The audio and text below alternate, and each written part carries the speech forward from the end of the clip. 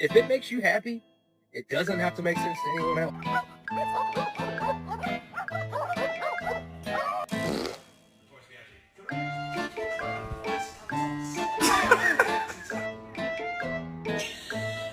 That's not what you're saying.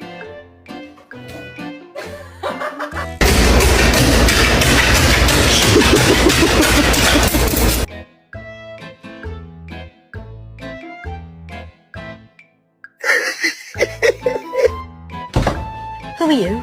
Dobby, sir. Dobby the house elf.